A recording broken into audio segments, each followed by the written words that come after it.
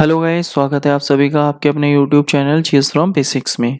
और आज हम लेके आए हैं डेली करंट अफेयर 5 अगस्त 2022 के सभी इम्पोर्टेंट क्वेश्चन। साथ ही हम बात करेंगे इनके इम्पोर्टेंट फैक्ट्स के बारे में भी। तो चलिए गाइस, शुरू करते हैं हमारी आज की वीडियो। तो आज का हमारा फर्स्ट क्वेश्चन है पहला, ऑनलाइन सरकारी टैक्सी सेवा शुरू करने वाला पहला राज्य कौन सा होगा। तो पहला राज्य कौन सा होगा हमारा, पहला राज्य होगा केरल। अब केरल है तो केरल बहुत ही इंपॉर्टेंट है, इस समय चर्चा में बना हुआ है क्योंकि केरल ने अभी तो ये हमारी टैक्सी ऑनलाइन सरकारी टैक्सी शुरू करी। अब इसका नाम इसने क्या रखा है, केरल साबरी। इसका नाम इन्होंने रखा है केरल साबरी। अब इसके अलावा केरल क्यों चर्चा में, क्योंकि केरल ने अपना खुद का एक ओटीटी प्लेटफॉर्म बनाया है, सी स्पेस। सी स्पेस जो है ये एक ओटीटी प्लेटफॉर्म है और ये किसका है, केरल का। और केरल भारत का पहला ऐसा राज्य जिसने अपना खुद का इंटरनेट स्थापित किया है और उसके लिए इसने एक प्रोजेक्ट भी चलाया, के फोन प्रोजेक्ट। इसके अलावा जो केरल हाई कोर्ट है वो भारत का पहला पेपरलेस हाई कोर्ट है, Kerala high court. Kerala high court या कोची हाई कोर्ट, इसलिए केरल अभी चर्चा में बना हुआ है। नेक्स्ट है 19 अगस्त से 6 सितंबर 2022 तक किस देश में पिच ब्लैक युद्ध अभ्यास आयोजित किया जाएगा।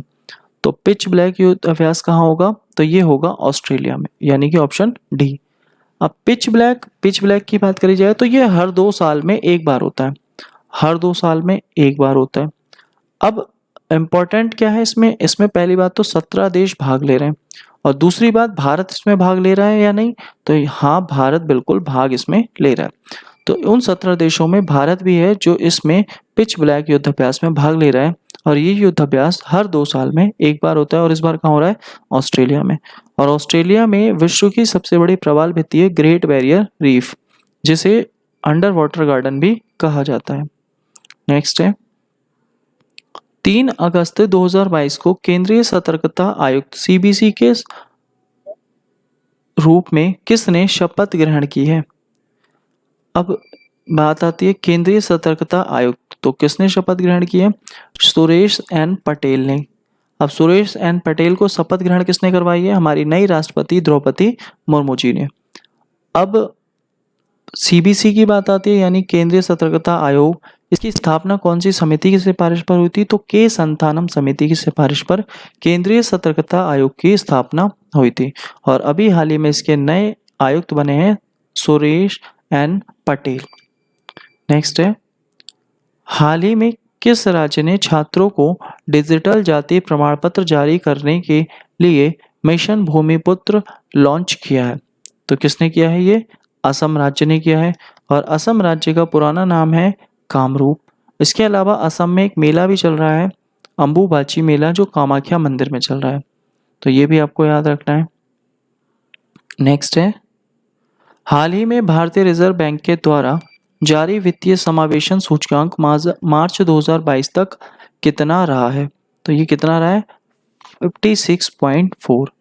अब आरबीआई की बात आती है तो आरबीआई की स्थापना कब हुई थी, आरबीआई की स्थापना हुई थी 1 अप्रैल 1935 को और इसका जो राष्ट्रीयकरण किया गया था, इसका राष्ट्रीयकरण कब किया गया था, 1 जनवरी 1950 को 49 को, ये भी आपको याद रखना है। इसके अलावा आरबीआई की जो स्थापना हुई थी यानी भारतीय रिजर्व बैंक की कौन सी समिति की सिफारिश पर हुई थी, तो यंग हिल्टन आयोग की सिफारिश पर आरबीआई की स्थापना की गई थी।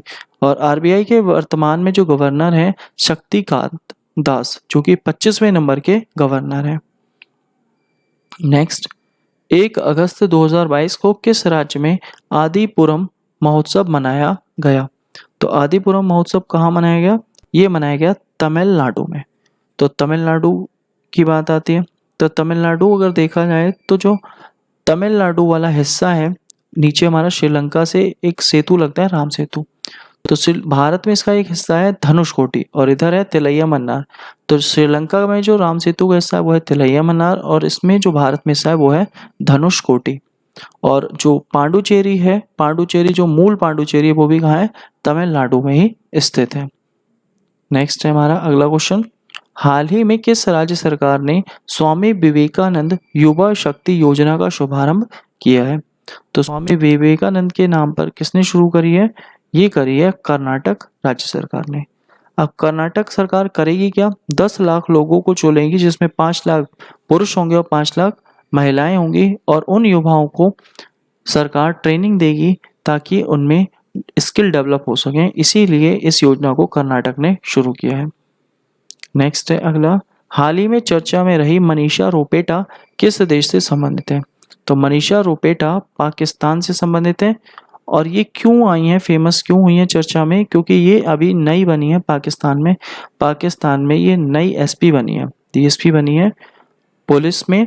ये एक हिंदू महिला है, हिंदू लड़की है जो पुलिस में बनी है और पुलिस में ये काफ़ी अच्छी पोस्ट पर पहुंची है, डीएसपी की। इसीलिए इनका नाम चर्चा में रहा है। और ये पाकिस्तान में एक जगह पड़ती है जकोहाबाद, वहाँ की रहने वाली है। तो इनका नाम काफ़ी ज़्यादा हाईलाइट हुआ है क्योंकि ये हिंदू महिला है। इसके अलावा अगर हम बात करें महिलाओं की तो अलका मित्तल ओएनजीसी की निदेशक है और शांति श्री धुलीपुड़ी ये जेएनयू की महानिदेशक है और केंताजी ब्राउन ये हमारी डब्ल्यूटीओ की अध्यक्ष है। इसके अलावा माधवीपुरी बुक्स सेबी की अध्यक्ष है और रुचिरा काम्बोज यूएन में स्थायी प्रतिनिधित्व है भारत की तरफ से। ये सभी महिलाओं के नाम आपको याद रखने हैं। नेक्स्ट, अगस्त 2022 में किस देश की प्रतिनिधि सभा की स्पीकर नैन्सी पेलोसी ताइवान यात्रा पर पहुंची है? तो ये जो पहुंची है, ये अगर बात आती है नैन्सी पेलोसी, ये कहाँ की है? ये अमेरिका की है। और ये कहाँ पहुंची है यात्रा करने? ताइवान। अब ताइवान जो है वो कौन से द्वीप पर स्थित है? ताइवान फार्मोसा द्वीप पर स्थित है। और ताइवान पर कौन कब्जा करना चाह रहा है? चीन कब्जा करना चाह रहा है। अब अमेरिका ने वहां पर एंट्री करी है तो इस बात का बुरा किसे लगेगा? चीन को लगेगा। इसीलिए चीन ने वहां पर अपना युद्धाभ्यास भी करा है। अब इसी बीच कौन पहुंच गई है? अमेरिका की स्पीकर पहुंची है नैन्सी पेलोसी ताइवान में।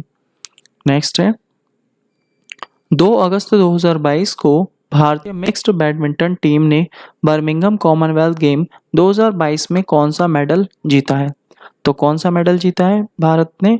तो भारत ने इसमें रजत पदक जीता है, सिल्वर मेडल, यानी कि भारत की जो मिक्स्ड बैडमिंटन टीम है उसने रजत पदक जीता है हमारा, यानी सिल्वर मेडल। और ये जो हो रहे हैं बर्मिंघम में हो रहे हैं तो इसका शुभांकर क्या है हमारे कॉमनवेल्थ गेम का? इसका शुभांकर है पैरीदा बुल, ये भी आपको याद रखना है। और भारत को पहला गोल्ड मेडल किसने दिलवाया? तो मीराबाई चानू ने दिलवाया 49 किलोग्राम की कैटेगरी में। और हमारा लास्ट वीडियो का सवाल है, चर्चा में रही द लाइट वी कैरी नामक पुस्तक के लेखक कौन है? तो मिशेल ओबामा इसके लेखक है। और हमारा आज का सवाल, हाल ही में किसने उत्तरी अटलांटिक महासागर में भारत और फ्रांस की समुद्री साझेदारी सैन्य अभ्यास MPX में हिस्सा लिया? तो किसने हिस्सा लिया है? इसका आंसर आपको हमारे कमेंट बॉक्स में देना है। और साथ ही आज की PDF फाइल आप हमारे टेलीग्राम ग्रुप, व्हाट्सएप ग्रुप या डिस्क्रिप्शन बॉक्स के लिंक से भी डाउनलोड कर सकते हैं। और गाइस, अगर वीडियो अच्छी लगी हो तो प्लीज़ वीडियो को लाइक करें, शेयर करें, कमेंट करें और चैनल को सब्सक्राइब करें। Thank you guys.